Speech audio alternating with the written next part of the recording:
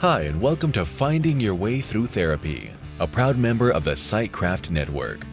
The goal of this podcast is to demystify therapy, what can happen in therapy, and the wide array of conversations you can have in and about therapy.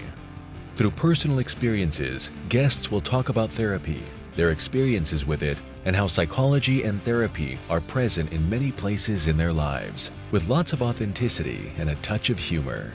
Here is your host, Steve Bisson. Alors, c'est le dernier épisode avant la relance. This is the last episode before the relaunch. My name is Steve Bisson, and this is Finding Your Way, Resilience, Development, and Action. If you haven't listened to episode 198, it's just me meandering thoughts, and I hope you go back and listen to those because they're not just meandering. There's a lot of good stuff in there.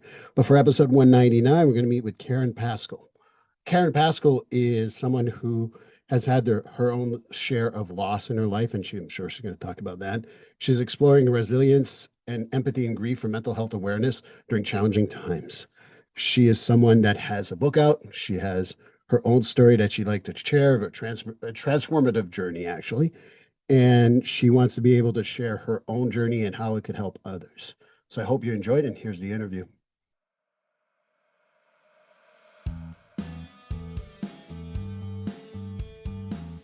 GetFree.ai. Yes, you've heard me talk about it previously in other episodes, but I'm going to talk about it again because GetFree.ai is just a great service. Imagine being able to pay attention to your clients all the time instead of writing notes and making sure that the note's going to sound good and how are you going to write that note and things like that. GetFree.ai liberates you from making sure that you're writing what the client is saying, because it is keeping track of what you're saying and will create, after the end of every session, a progress note. But it goes above and beyond that.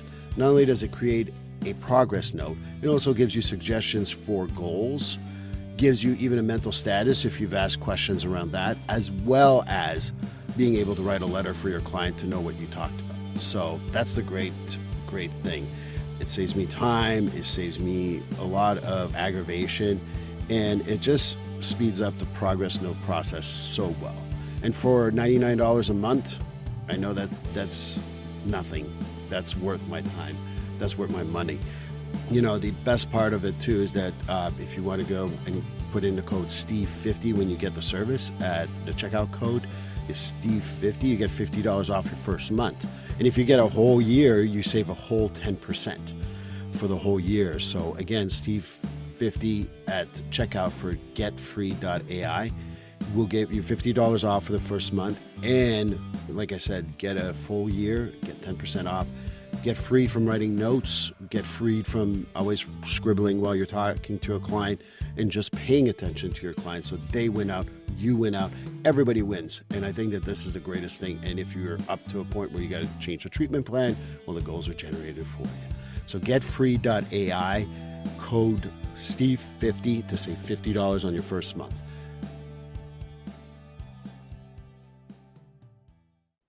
Well, hi, everyone, and welcome to episode 199. You know, you get in touch with people through email in my job a lot. And I got to say that I get, not a word of a lie, I get about 5 to 6 emails a week for guests. And most of the time I read it for half a second and go, yeah, not a fit. And then I got Caren Paskel's thing, and I was reading it. And I'm like, okay, since I've already read till the bottom, including her bio, I'm interested. And then I went to her website and I'm like, I got to meet this woman. There's a story here that I think everyone will enjoy hearing on Finding Your Way, Resilience, Development, and Action.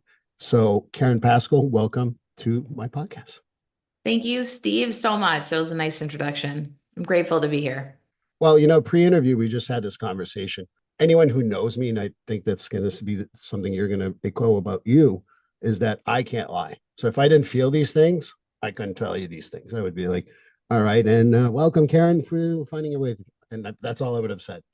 I always talk about authenticity.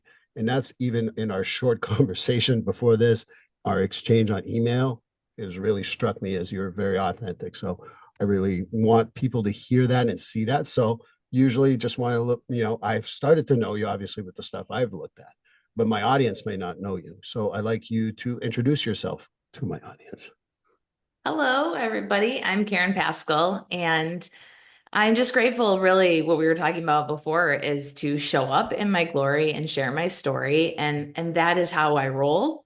That is how I live. That is how I educate. That is how I contribute to the world.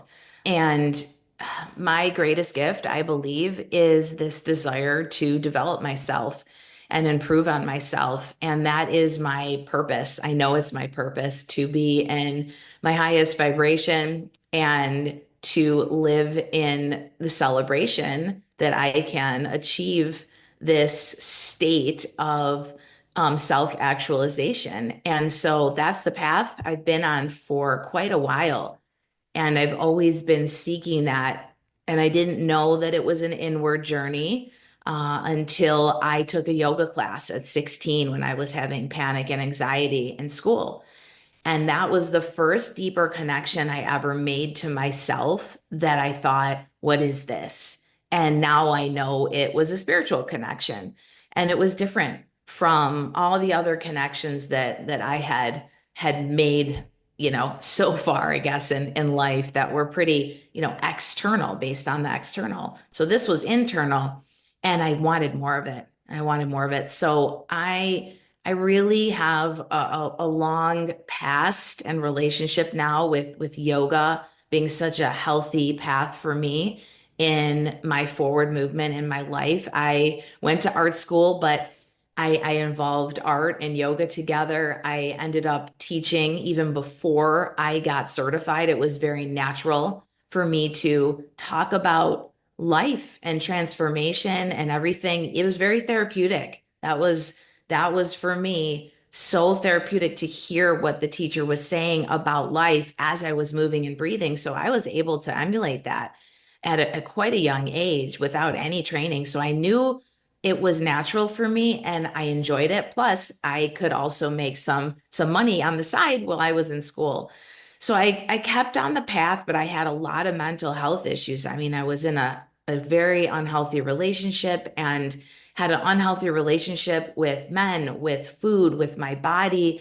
I had a lot of depression, sleep disorders, and because of all this mental stuff, I developed, physical issues as well, and inflammation at a young age, and fatigue, and I was on countless medications. So yoga was seriously my lifeline. And I did go through a lot of therapy as well. So just talking about what I was going through and having that soundboard was really, really, really vital for me, especially because it was someone different than a family member. So there was, no bias and judgment. I felt safe, right? That was the biggest thing. And, through all of this, I just stayed on the path of self-development. And I ended up really just starting to study more of the universal values of life and the philosophy versus the yoga poses, the physical stuff. And that's where things took a real big turn for me, like all that education up for life that wasn't in my regular schooling. And I thought, why doesn't everyone have this? This is like the roadmap to how to be a human being in the world and to evolve. It just made no sense that it was so sensible. Why isn't this taught? So that became my mission. I gotta teach this. And it really became my highest desire to fill up with that and also contribute and make an impact with that. So I ended up opening my own studios because I thought it'd be a better way that I could contribute and educate and lead. And all during the same time is when I became in my most impactful relationship with my late husband. And, he was the epitome of the power of self-belief. And even though I had grown so much and evolved, I still had a lot of physical and mental issues. I was struggling with my health and I stayed small. I really wasn't showing up in the big way that I am now. And he was. And so I needed that mirror in my life. But unfortunately, he became very ill, very young age. He was 12 years younger than me. So he was diagnosed with brain cancer at 28. We were just 1 year married. And it was a total shock. Threw our worlds upside down. Our businesses were affected, our families, everything. We had to reevaluate. And but it created the biggest life shift for me to become a caregiver, to be of service in that way, to navigate life and take care of him in that way. And whatever came our way, it was the greatest challenge. So, bringing you up to date, he ended up passing away.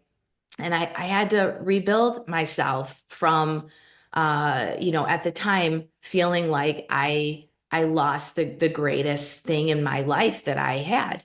And how do I continue on? Well, I used his power of self-belief and I'm living for him. And that's my legacy. I wrote a book called The Power of Self-Belief. So that's sort of my story. I'm sure there's a lot more in there, but you'll ask me the right questions. Asking your right questions. I mean, there's like 12 questions that came to mind. More importantly, sorry for your loss. Thank you. That's always difficult. I was listening to your Maslow hierarchy of needs and yoga. I do yoga, not regularly, but I do definitely do yoga. And if it wasn't for downward dog, I would do it more regularly. I'll be perfectly honest with you. People are like, that's the easiest one. I'm like, for some of you, some of us who don't have any Not, flexibility, it no. sucks. Especially for men, it's usually the hardest because you're actually carrying the more muscle and like you have less flexibility. So down dog is kind of torturesome for a lot You're of men. you're so nice thinking I have muscle. You have more muscle mass, I'm sure, even if you think you don't. I know I'm just trying to be funny here. But no, and I think that what one of the things that you didn't say in so many words, and I'd like you to continue talking about that is, you said, why aren't they teaching that in school? I've learned in my life that what I learned in my master's means nothing unless I practice different ways of learning it. Hierarchy of needs of Maslow is one thing. Knowing how to implement that, know where people are at, how to implement that can be taught in people's words. It can't be like that stuff. I lost my best friend when I was 12 in a fire. You can't teach what grief is until you live grief, and I don't know what it is to lose a partner, and I'm going to knock on wood because I don't want to lose my partner in my life. I can't teach that to people. I can't know how you feel. And once you realize that most lessons in life are never going to be taught in a book and you can't read about it, you can learn from them, but it's not going to be, you can't know it until you live it, is what I heard you say for the most part. And when I ran for about 7 years or 8 years, and I never got that runner's high. Everyone talked about it. I never got it. And I ran half marathons. I only did 2 half marathons. I'm lazy, never did a full one. But the point is that when I did yoga, I got the spiritual breathing and I got to, and I can't teach that. And I can't tell people about that because it is, to me, learning to breathe in that way is easier than breathing while I'm talking to you right now. I don't know why, but that's how it is for me. So I don't know what you want to expand on, but that's really what I found in what you were saying is very impactful among many other things, because going to therapy is so important. You learn so much about yourself, and that third party, God, that's so important. But I don't know where you want to go with all this, but I want to throw out my observations and maybe we can continue talking. Yeah, thank you. I appreciate it. So I think that what helped me the most from reading the highest knowledge known to mankind, which come from the Vedas, and Vedas just means knowledge, right? And it was presented in such a practical way. They were values to live by. And I believe that for me, they were a preventative, meaning they helped to prepare me for all that came my way. And I think that is something we can do is we can prepare ourselves for life's eventualities. But I do believe that yes, you can explain all you can explain and teach all you can teach about how to navigate, let's say, losing a loved one or going through that. But until you really go through it, it is you do learn through that experience. But I do my best to prepare people because if you are alive and you remain alive and you continue your life, there's going to be challenges no matter who you are and where you are, no matter how many people you have in your life, how much money you have. There will be these pairs of opposites that we will come to face. There will be things that happen to you that you may not be think would ever happen or imagine. I didn't imagine this could ever happen. So although I'm not saying you should imagine all these bad things might happen, that's a pessimist. But but reminding ourselves that we're human and that life is full of challenge and change every day, and to be ready for that. That's where I think the values to live by and the yoga and the self-development and all the things I did and continue to do, they allow me to lean in and find the blessings. It's like I don't feel anymore that I really lost anything. In fact, I don't even relate to that word. It just isn't even in my vocabulary because I look for the blessings in everything. And because my husband was such a blessing for the time I was with, that's what I focus on. I focus on what I gained from him, even though he's not here. And so it doesn't feel like a loss anymore. It really did in the beginning. I will tell you, it really felt like a huge loss. But I feel so full. Like he gave me so much. And I continue to focus on those blessings, and that gratitude fills me up so much every day. And then, in fact, that's one of the values is just gratitude. And until I really learned to practice that, full-heartedly and to understand what that really meant, not just making a gratitude journal and listing some things off. It's like a feeling and an acute awareness of the countless blessings that are occurring right now in this given moment. And so when I'm tuned into that, it lifts me to such a high frequency that nothing disturbs me. So it's very hard for me to get disturbed at this point. Yes, little things like, that's like annoying, but not to like deeply, deeply disturb my inner peace. This took a long, long time though to get to this place. So that's kind of what I share with people is that this is a lifelong progression and you're not just a work in progress. It actually takes work to progress and you have to choose to work on yourself. And yeah, so that's where I am, the conversation. That's what came up. Well, so basically for me, you're saying that my progress and growth in life is not going to come from a podcast.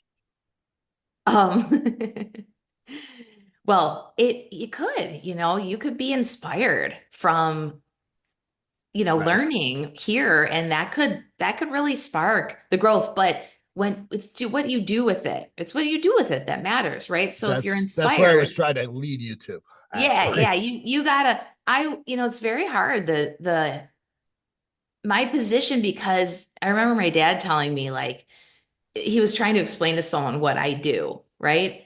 And he said, it's not tangible what you do. Like you can't really, what is tangible about saying transformation and happiness and growth? It's very hard to sell that. But that's why I have to grow myself. Like if I'm not doing it, then you're not going to believe me. But if I say, hey, I've created this kind of life and this kind of resilience and thriving from all the things that have happened, so can you. Because I don't think I'm special. I think I'm unique and everybody's unique. So if I can do it, you can do it. But I can't do it for you. That's the thing. And so the Bingo. people, yes, the person who is even in therapy, we know all this. It's like you could have the best therapist in the world, but if you're not going to take their words and really let them sink in and go apply, then you're going to be sitting in the same seat and listening to the same, feedback for the rest of your life. Right. And I think that, I went to one of my first yoga studios, and I don't know why I walked into this group because they were all, for lack of a better word, experienced. And I was, I did it at home, but I never did it in the studio with other people. And all I could do in my head as I was stuck in this thing that as a therapist, I know, but as a human, I don't always practice is I'm comparing myself to everyone in the room. And then at one point, I got up and left. And one of the other people walked out and followed me out. And they said, I know, and I've been there. She didn't even know me. She just said, I know, and I've been there. Don't compare yourself to others. You're doing fantastic. I'm not even looking at you, but I know you're doing fantastic because you showed up. And to me, that was most like, it wasn't like, yeah, you're the best yoga person in the world or whatever. She just took away all the stress that I had about comparisons. And I didn't know this woman, and I've never seen her again for the record. And she has no clue she gave me that gift. But it was me growing into, oh, practice what you preach. Also, don't compare yourself to others. You're a progress. And yoga is always about progress. Even yoga masters will tell you I'm still progressing. And so I Absolutely. started reading and reading and reading. And now suddenly that 30-second interaction at best grew me. And that's why I think one of the things I wish, this is what I thought you were saying, is that it's not one thing that's going to change you. There's like, yeah, there's aha moments, but if you don't do nothing with your aha moment, it doesn't really matter. And I know I'm talking about therapy here, but I know you're talking about life in general. It's not about, oh, look, I know the Maslow hierarchy of needs, but self actualization is really freaking hard. Yeah. And getting there is going to be work. And I think that unfortunately, I think a lot of people are looking for that magic pill that's going to make them feel better, lose weight, look good, be attractive to other people, or whatever. And that's not life. Life is growing on other parts. So I don't know if I'm resonating your message in a different Yes. light, but I wanted to kind of like give you my feedback as to what you said because it's absolutely true. It's not about one moment, it's about taking that moment and growing it so you can be better. Absolutely. And I love that you said that about your yoga teacher because I always said that. And I see, continue to say it in my classes and in all my programs. Like, and I have this app, it's called Marco Polo, and I have community group programs on it. And what it is it's off social media. So there's no ads and you can communicate through videos. And when I first introduced this to my group in my program, I was so excited about because everyone who was in my program all wanted to make a greater impact in the world. They all wanted to grow, progress. They all wanted to you know, just be out there and be visible. And yet they had so much resistance to this app. They didn't want to show up and they didn't want to see themselves. And they were all, pointing out their flaws and, oh, I don't like how I look and all of these things. And I'm like, this is exactly why we have this, because this is your starting place for being visible and self-love also and being seen.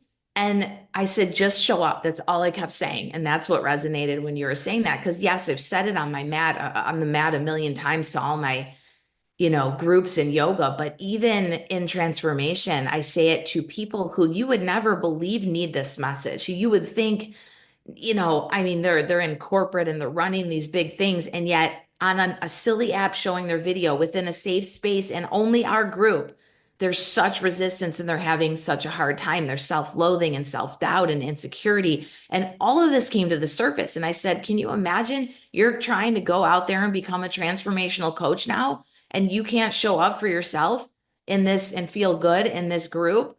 So there's a lot to work at. And it really exposed all of us and showing up for yourself. And people kept saying, well, I have to listen. I feel burdened because there's 6 different videos and I have to watch them. I said, who said you had to watch them? I'm the facilitator. I have to watch them. That's my job. I'm just asking you for you to show up for yourself and share your story. Just whatever it is, like we talked about, that authentic self. And it was so hard for everyone. And slowly but surely, it took so much time and practice to gain that trust in themselves, to believe in themselves, to show up for themselves. And now my Marco Polo groups are just exploding. And it's amazing how much, that, like you said, how much growth can come from don't compare, because a lot of people did that. Well, this person's here and that person's there. And it's like, do not compare. This is a non-judgmental place. I had to say all the things over and over and over again to help people feel like they are enough, they are worthy. And as soon as they started to believe that and show up in the space, then they were able to go out and be better leaders. They were able to quit their jobs, leave relationships, and do all the things that they were trying to do before but couldn't. And also go on social media and speak, live because they want to get a client and they want to be a coach and all these things. So that's what really resonated for me. And yeah, it's always about inspired action is what I want to say too, to what you said, where I don't tell people what to do, right? I say, wait for an inspiration. And I looked this word up, inspired, and it comes from this root word, ethos. It means enthusiasm. Ethos is the root word, which means inspired by God. And I thought that was so amazing. I'm like, okay, what if you just waited and not really waited, but instead of just doing things to do them, be inspired from that divine feeling from within. And that's a different kind of action. That's the kind of action that really changes you and makes a greater impact. So many things that you just said mean so much to me. Thank you for being that yoga teacher, by the way. Those that, growth from yoga is spectacular. And I know that's not a manly thing to say, but I frankly don't care. Number one. Number two, I've worked with a lot of people who are, and I hate these words, I hate buzzwords, but the C-suite people. And to me, the comparison and the imposter syndrome that they live through is absolutely flabbergasting, in my experience anyway. And one of the things that I've been known to say in my sessions and with other people is comparison is a thief of joy. And whenever you compare, Karen's got something I don't, and I probably have something that Karen doesn't have. That doesn't mean Karen or me are better than each other. We're just different. But when you Yep. start comparing, you're always going to try to like, well, I should have hair. Sorry, I just gotta go for the easy part. For those on YouTube, go has wonderful hair, and I bald in case you didn't know. But that doesn't make you better or worse. I mean, it makes you different. And I think that that's the other part too. When you talk about inspiration. If we were all the same, it would be freaking boring. Yeah. And so learning to be different and being okay with our differences. And Celebrate them. right. And I think that that's what I'm hearing you say too, because if you celebrate your differences and you make those efforts in order to go deeper and deeper in development, you're going to be able to share that gift. It will no longer be something to be compared or monetized, but rather be yourself. Absolutely. That's huge. So big part of transformation and the work that I do with community and clients is all about celebrating them and every part of them, where we're at right now and where we've been and where we're going, and also those differences and the talents that we each have. So I really try to help people to see that the way that they're different is actually their superpower. And that's even in my signature talk, The Power of Self-Belief. It's like, because I speak for some nonprofits, and one of the nonprofits is for myasthenia gravis. It's an autoimmune disease. And so it's got some debilitating, effects, and people lose a lot of their abilities, very similar to the decline my husband had with brain cancer. And, I remember telling my husband, you are still you, no matter what you can do. And that is enough. And there's always something you can do, and focus on that. And because I gave him that talk, he was able to write a book before, well, he wrote a book. He was able to get it out there before he died. And he reached out to a friend to help him finish it because he couldn't write on his own. And so I remind people that your differences and even how you change over life, those are to be celebrated. You can actually, give from that place. That is your mission, to be and give who you are in the world. It's actually so simple when you think about it, but we're so confused because we're taught to make money and we have to make a living. And our parents might have said, you need to go into this field because that's how you're going to make a living. And so we get involved in these activities that are really against our nature and against our differences and our talents. And that's what causes a ton of unhappiness and friction. And most of the work that I do with women and men in their 40s, 50s, 60s, even 70s and 80s, I find is they have a lack of fulfillment and purpose because they're not celebrating their gifts and talents every day. And as soon as they start to do it just a little bit, even if it's a side gig, their whole life changes, even if it doesn't involve making money. It's like, oh my God, they feel like they have, purpose and meaning in their life. And that's huge. You said it so well. I think that one of the things that I see, no one goes on their deathbed and said, I wish I made more money or made people feel less than more often or what have you. Most people say, I wish I did better to serve my community or be there for my kids or whatever. But it's always about being, you know, there. One of the things that I really appreciate about you, and I'm thinking you feel the same way as I do, I'm happy with my job because when I'm on my deathbed, I will have no regrets about helping people and being present for the people I love. And I think that what happens as we grow older, yeah, you're a hedge fund manager that makes $5 billion, but are you happy? And I think that what you talk about, like that can't be taught in a book either. This is not something that like I'm so inspired by your husband or your late husband's ability to write a book, finish it off with his friend. How many people probably tell them, look, concentrate on your death, not on your book. And how many people probably discourage it. And I'm not trying to make it morbid. I hope you understand where I'm coming from here. It's like people will always tell you what you can't do. People will always find ways to limit you. But knowing, like doing what you inspire yourself and you do it for yourself is so much more important.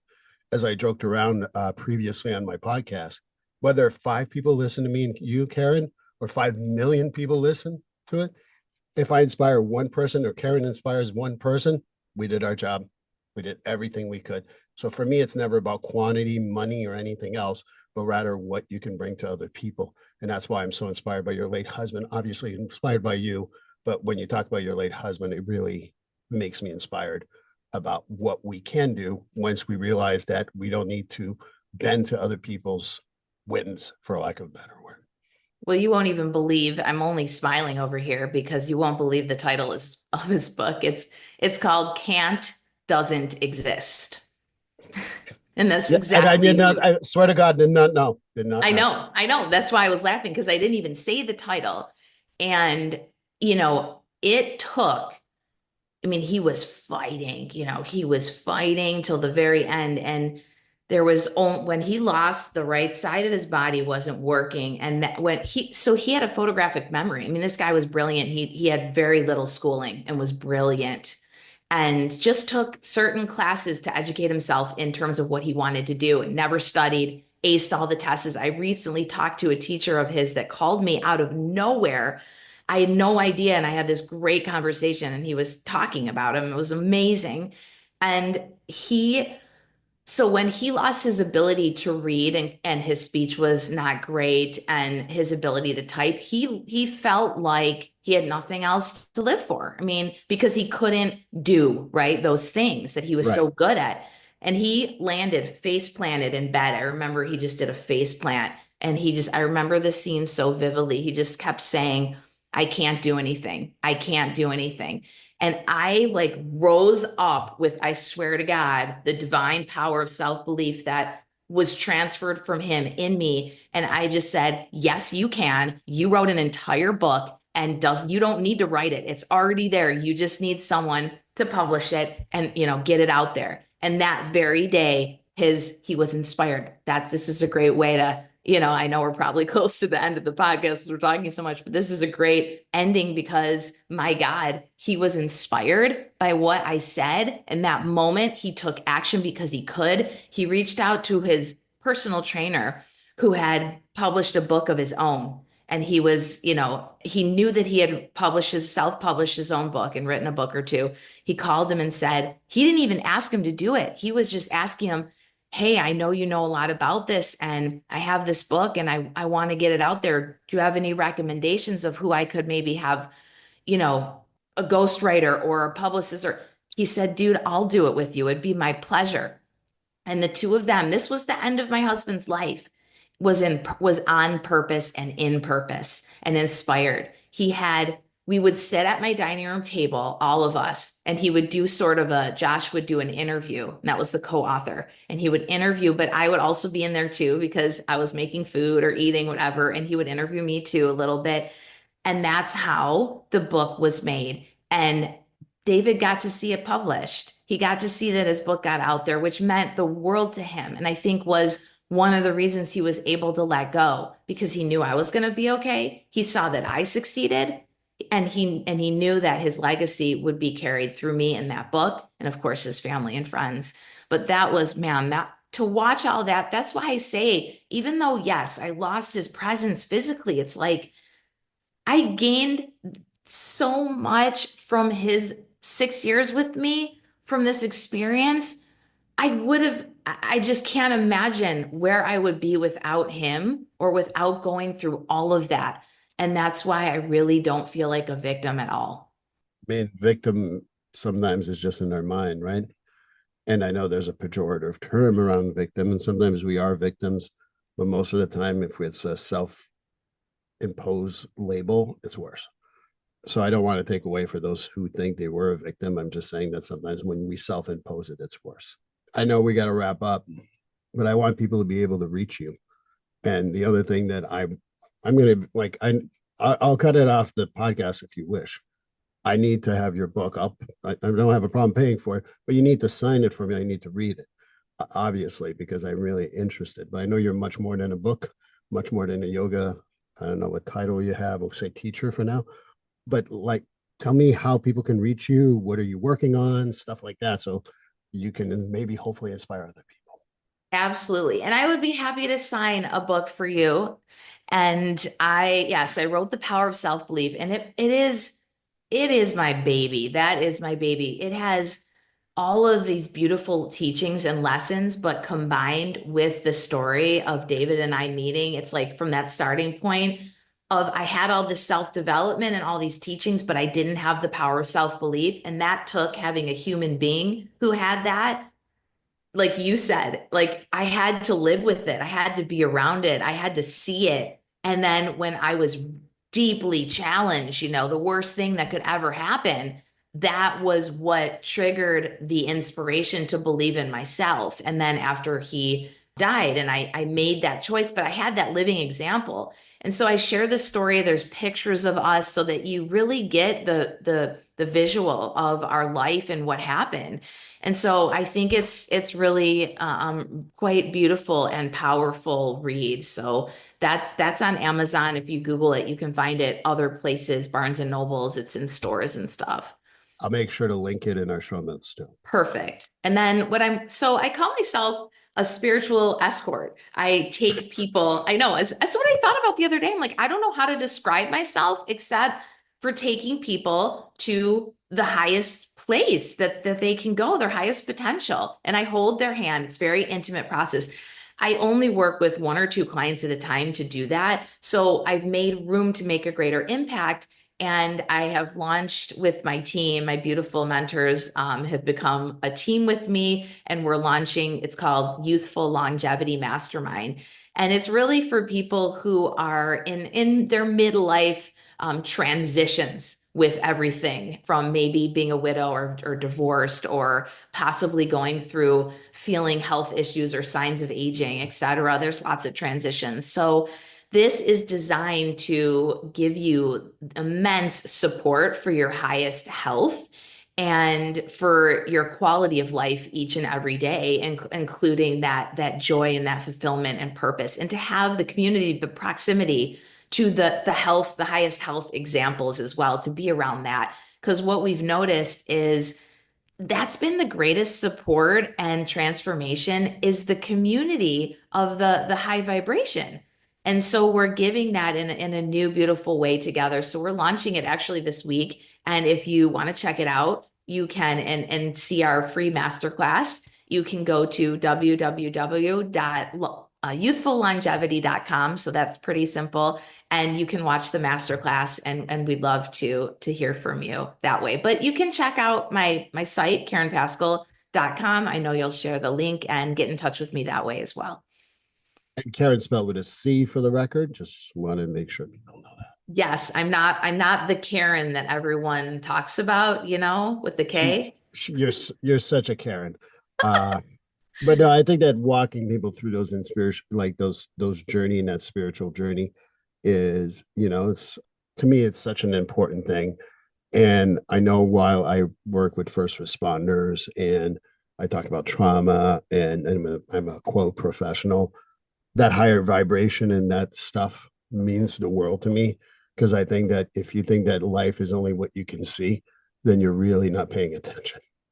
So thank you for sharing that. Thank you so much for allowing me to share and be here with you.